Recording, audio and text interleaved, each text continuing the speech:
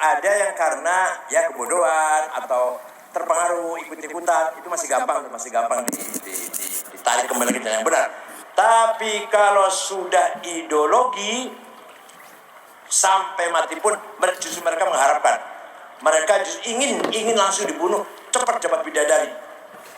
Nah, Quran sudah menegaskan, kita jangan ragu. Quran menegaskan, wal murjifuna fil madinati lanughriyannaka bihim thumma la yujawirunaka fiha illa qalila. Muhammad, dari Quran firman Nabi Muhammad, orang-orang atau kelompok yang bikin onar, bikin gaduh di kota Madinah, wal murjifuna fil madinah, usir Muhammad. Jangan biarkan mereka tinggal hidup di Madinah bersama kamu. Jelas Qurannya itu. Jadi kelompok yang bikin gaduh di negara kita, usir. Pemerintah tidak boleh kalah. Terutama BNPT, Densus, gak boleh kalah dalam hal ini.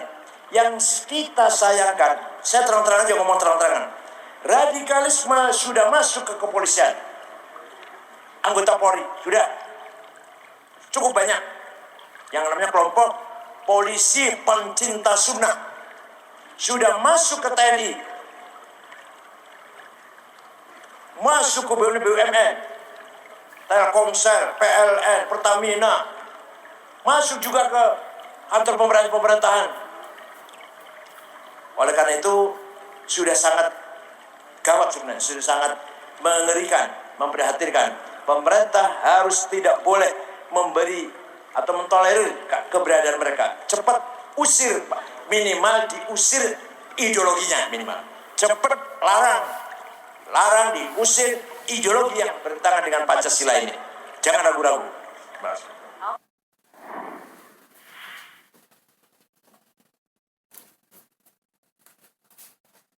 Alhamdulillah selama saya Ustadz Khalid Basalamah ceramah, baik yang saya dengar di YouTube maupun yang langsung di kajian-kajian beliau, saya tidak pernah mendapatkan apapun yang materi ataupun ceramah beliau yang berisikan dengan radikalisme, tidak pernah. Malah justru beliau mengajarkan kita harus menentang pada radikalisme itu tersebut. Pesan saya untuk rekan-rekan yang khusus rekan-rekan di Polri, kita tetap menjalin ukhuwah, menjalin kerjasama baik dengan rekan-rekan sama ikhwan maupun rekan-rekan yang lain. Walaupun kami polisi, tapi kami tetap cinta sunnah. Berbicara cinta sunnah ya, ini rupanya banyak sekali orang yang merongrong istilah Polri cinta sunnah. Rupanya banyak yang menggugat, terutama dari kelompok sebelah ya. Seharusnya kita senang kalau ada Polri makin dekat kepada Islam, malah ada usaha dari luar Polri yang menginginkan Polri itu terpisah dari Islam. Ini apa-apaan ya? Seperti yang kita ketahui, Muhammadiyah adalah organisasi yang lahir 1912, justru menganjurkan untuk mencintai sunnah Nabi Muhammad SAW. Ya, kemudian demikian juga, yaitu Persis, Persatuan Islam. Kalau tidak salah itu lahir 1925 ya, kalau tidak salah, atau 1923. Nah, kita juga memahami gerakan Islam ini dilahirkan oleh seorang tokoh yang bernama, yaitu Ustadz Hasan. Beliau adalah seorang ulama yang awalnya wartawan, tetapi memiliki kemampuan bahasa Arab yang sangat luar biasa, dan lahir di saat-saat umat Islam membutuhkan siraman sunnah. Saat umat Islam Indonesia lahirlah yang bernama Persis. Kemudian lahir juga namanya Al-Irsyad, ya Al-Irsyad dikomandati oleh Ahmad Surkati, Syekh Ahmad Surkati. Ada juga sebuah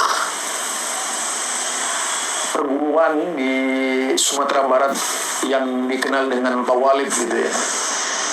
Jadi di sini kalau kita lihat dari sekian banyak organisasi-organisasi Islam di Indonesia, nyata sekali bahwa organisasi Islam ini menginginkan Islam berada di atas jalan sunnah, berada di atas jalan sunnah. Yang terakhir sekali muncul yang disebut dengan gerakan salafi, gerakan dakwah salafi ya. Nah, kemudian yang paling mendapat sorotan karena salafi ini muncul dari Saudi Arabia dengan istilah Wahabi, lalu banyak yang menyoroti, dan yang menyoroti rata-rata awam sejarah gitu. Mungkin dari 100% orang yang menyoroti salafi ini adalah orang yang bodoh sejarah, yaitu sekitar 99,5% itu bodoh sejarah. Kalau kita lihat rata-rata itu hater, bukan ahli agama yang berbicara, jadi haters ya. Dia itu mengembara dari channel ke channel, hanya melahirkan isu-isu kebencian. Hater ini bukan ahli agama, tapi berlagak so agamis gitu ya. Dan hater ini menggunakan payung aswaja, hatersnya itu payung aswaja, karena memang paling lentur, paling lembut menggunakan istilah payung aswaja itu untuk menghantam kelompok-kelompok yang tidak disukainya. Terlebih payung aswaja ini didekatkan kepada organisasi terbesar di Indonesia, namanya Nahdlatul Ulama.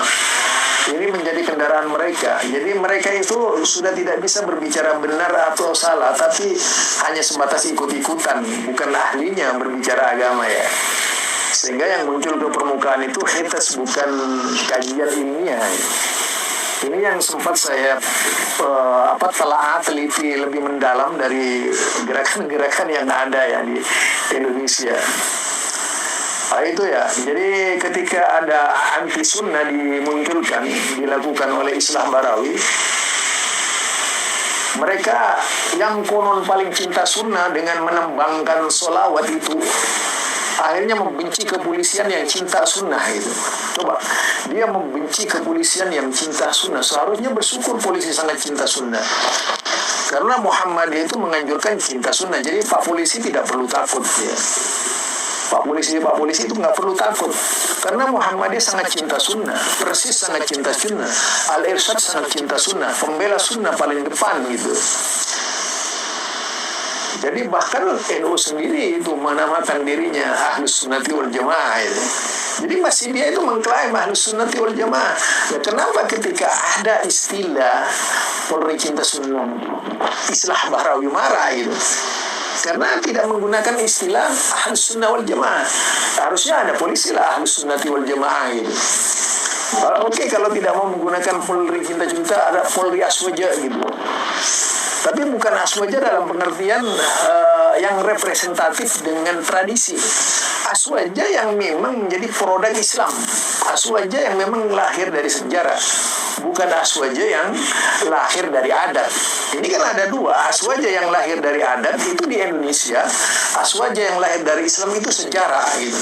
Nah, sejarah aswaja jika kita kaitkan itu lekat dengan Imam Ahmad bin Hanbal, bukan lekat dengan yang lainnya. Munculnya aswaja ini melekat dengan Imam Ahmad bin Hanbal. Itu yang saya perhatikan ya. Jadi bukan muncul dari kelompok-kelompok lainnya, tapi muncul dari Imam Ahmad bin Hanbal. Kita tahu siapa Imam Ahmad bin Hanbal. Dalam kitab-kitab sunnah ada kitab namanya As-Sunnah itu yang membahas tuntas berkaitan dengan As-Sunnah. Siapa yang melecehkan sunnah, siapa yang membicarakan sunnah, itu diangkat menjadi salah satu statement ya, luar biasa dari kalangan ulama-ulama ya. Nah ini barangkali yang perlu mendapatkan apa, telaah mendalam dari kita. Ya, perlu mendapatkan telaah mendalam dari kita, sehingga kita itu benar-benar berada di dalam pemahaman as-sunnah ya. Jadi kalau kepolisian senang as-sunnah, itu berarti polisi yang lemah lembut, polisi yang luar biasa. Karena berarti mengikuti sunnah Nabi.